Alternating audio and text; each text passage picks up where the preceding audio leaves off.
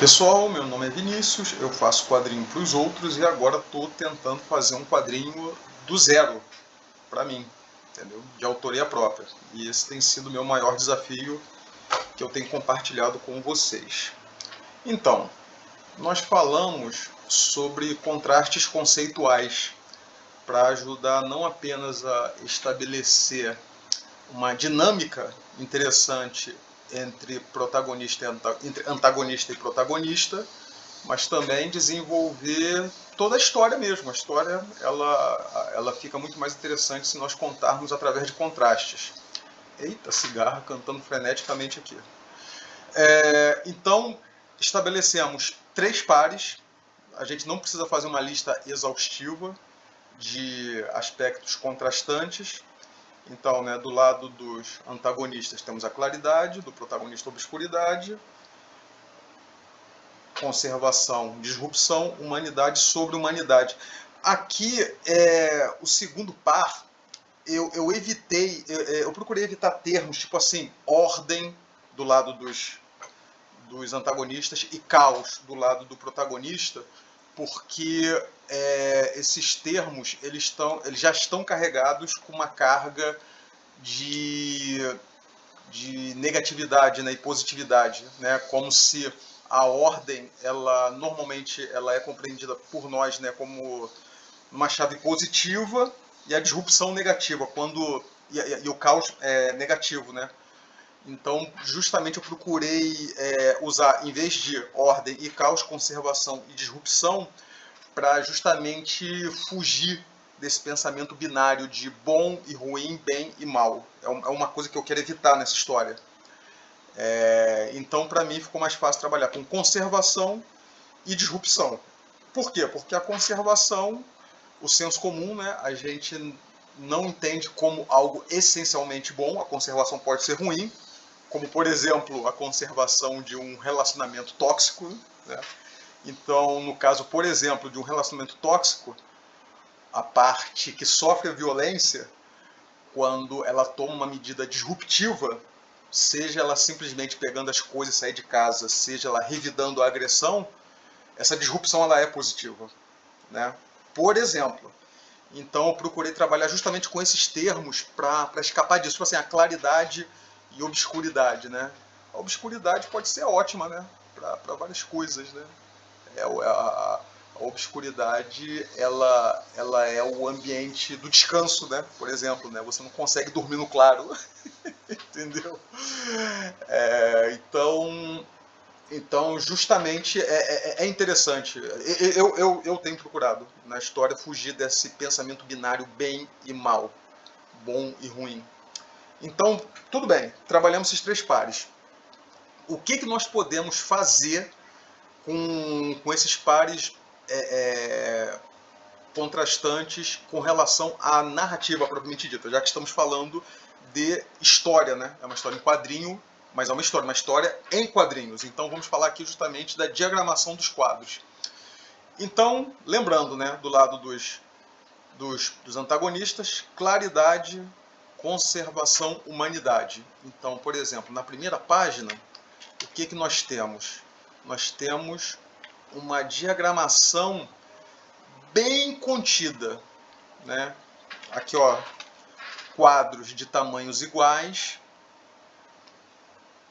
dispostos fazendo uma sequência, né? No caso, uma sequência de aproximação. Então, aqui nós temos... Ops, deixa eu fechar aqui.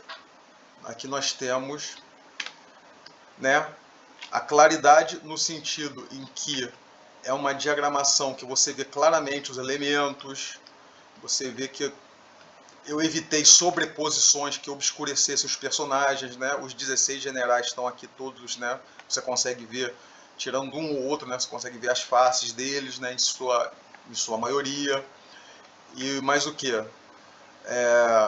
Aqui a conservação no sentido de uma diagramação conservadora, no sentido de não ser algo, né, muito inovador. Monótono, sim. É uma coisa bem monótona. Monótono no sentido que está tudo num tom só. Né, são quadros do mesmo tamanho. Tan, tan, tan, tan, tan. Não tem variação. Apesar do que está do conteúdo dos quadros variar, eles estão encaixotados em quadros de tamanhos iguais. Isso dá um ritmo monótono mesmo. Então, e mais o que? E a humanidade, obviamente, né? São pessoas, né? Estão com trajes que denotam a função deles, são militares. Você imagina que tem toda uma rotina de trabalho. Então, é isso. Essa primeira página, a gente já está trabalhando com esses conceitos de oposição, focando nos protagonistas. E o que acontece? Essa ordem, ela começa, essa ordem começa a ser rompida quando aparece um elemento invasor, né? Aqui, ó, voltando, ó. Aqui temos a aproximação, né, em zoom. Aqui. E aqui temos, né, como se fosse uma virada de câmera. Aqui o último quadro é como se fosse o ponto de vista do leitor, né? Você está vendo o que o elemento invasor está vendo. E aqui a página irrompe, né? É o que o pessoal chama de... Não tem um termo em português, né? Splash page, né? Eu procuro sempre evitar, né, termo em inglês, porque eu acho que é um troço meio afetado, assim, entendeu? Oh, meu Deus, olha só os termos em inglês. Mas não tem termo em português. Splash page é uma página única, é uma página onde só tem um quadro, basicamente, né? O quadro é a página inteira e ela tem um impacto, né? Ela pode ser de uma página só, pode ser uma página dupla, que no caso é uma splash page de uma página só. E o elemento disruptivo surge em cena. Você lembra qual é? Ó? Conservação, disrupção. Opa, tá aqui. E outra coisa também, né? A oposição que surge. Humanidade sobre humanidade, né? Ele entra em cena de um modo sobrenatural, né? Ele brota da parede, né? No meio dessas garras. A roupa dele já denota algo completamente descolado da vivência humana cotidiana. É uma outra coisa, né? Você não consegue identificar de cara o que é, mas você, entendeu? O que é isso? Não dá para saber. Mas tem umas convenções, né? Em quadrinho de herói, né? Esse olho assim, né? Você já identifica que ou é um super-herói ou é um vilão, né? É uma figura que não está presa pelas demandas cotidianas, pelas amarras humanas, né? É alguém que tem uma sobre-humanidade. Aqui, de novo, né? A diagramação, tá vendo? Ó, existe uma progressão suave de quem está do primeiro plano até o último plano, enquanto que aqui nós temos deslocamentos violentos. Aqui tem uma figura grande que está em primeiro plano, a outra que está aqui, uma outra pequenininha lá atrás. E essas figuras estão todas recortadas, não existe uma clareza, né, na cena, você vê só pedaços, enquanto que aqui privilegia-se a totalidade. Aqui não, aqui... tem um teórico da arte chamado Wolfling, se não me engano, que ele trabalha com um conceito de clareza absoluta e clareza relativa. A gente vai falar sobre isso no próximo vídeo. Então o que acontece, né? O elemento disruptivo sobre-humano, ele surge, ele entra na página, e daqui, ó, os quadros, já dessa página, olha a oposição entre um e outro, ó, tá vendo aqui, ó? Aqui, quadros do mesmo tamanho, dispostos de uma maneira bem tradicional, né, por assim dizer. Enquanto que aqui, ó, diagonais, tamanhos irregulares, tamanhos diferentes. E a gente pode brincar também com elementos, né? Enquanto que aqui é a divisão do quadrinho da forma que a gente mais costuma ver, né? São margens. Aqui a divisão dos quadrinhos é feita por um elemento do próprio personagem, né, do invasor, né, que são as garras dele aqui, ó, tá vendo? Então a gente pode brincar com elementos também de cena para fazer a divisão dos quadros. Quem é rato de quadrinho deve se lembrar, né, de que quem usou isso pela primeira vez de maneira mais extensiva foi o Will Eisner, né, nos quadrinhos, não apenas do Spirit, né, mas do Spirit ele usava muito. Então, o que acontece? Vocês percebem que a gente tá fazendo uma progressão contrastante tá vendo? Começa aqui, aqui. Isso dá um dinamismo para a história. Aí vocês perguntam, ué, mas por que a história ficou preto e branco de repente? Porque como o projeto sou eu que faço tudo, o roteiro e tal, então sejamos realistas, né? Eu não ia dar conta de fazer um projeto de um quadrinho seriado todo colorido, ia tomar muito tempo. Então eu usei o recurso de trabalhar com retículos, um quadrinho preto e branco e com retículas, que é uma excelente ferramenta para você sugerir a cor, né?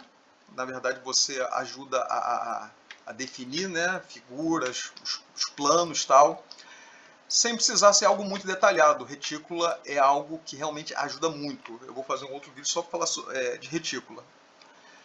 Mas é basicamente isso. Isso aqui, o meu projeto é como se fosse descaradamente vou copiar a dinâmica dos quadrinhos japoneses, né? Que geralmente o que se tem é só a primeira e a segunda página, né? Colorida, são as páginas de abertura, e o restante da série é simplesmente tudo preto e branco. É isso que eu vou fazer, tá? Mas a gente vai falar sobre isso mais tarde. Então é isso. Eu queria só falar sobre isso, né? Sobre contraste narrativo. E o próximo vídeo eu vou me aprofundar sobre o conceito de clareza absoluta e clareza relativa, entendeu? Que é algo que me ajudou muito, foi uma das ferramentas que tem me ajudado a não apenas organizar tudo visualmente, mas a narrativa mesmo, tá? Gente, mas então é isso, esse vídeo já ficou mais longo, nossa, é o vídeo mais longo aqui do canal até agora. Espero que vocês tenham paciência. Me sigam nas outras redes sociais, tá? Os links estão na descrição. Se eu falei bobagem, vocês fiquem à vontade para comentar. Isso aqui, eu não sou o dono da verdade. Eu estou simplesmente apresentando a vocês um método de criação de quadrinho que é o único que por enquanto tem dado certo para mim, depois de eu usar vários métodos conhecidos, válidos, que grandes artistas e roteiristas da indústria têm usado, mas eles não deram certo para mim, e eu estou fazendo esse, tá? Mas fiquem à vontade de comentar, de rebater. Aqui eu estou pensando alto, aqui é um lugar para discutir ideias, e da mesma forma que eu tenho muitas sacadas só no fato de eu falar desse projeto com vocês, é o famoso pensar em voz alta, né? A gente pensa em voz alta, às vezes a gente tem umas sacadas interessantes. Mas da mesma forma, aqui é um canal que eu quero que seja de mão dupla, né? Que eu tenha um diálogo com vocês. Então, se vocês discordarem, oferecerem outras possibilidades, fiquem à vontade de conversar, tá? Coloquem aí nos comentários, com certeza eu vou responder, tá bom? Então é isso, gente. Até o próximo vídeo.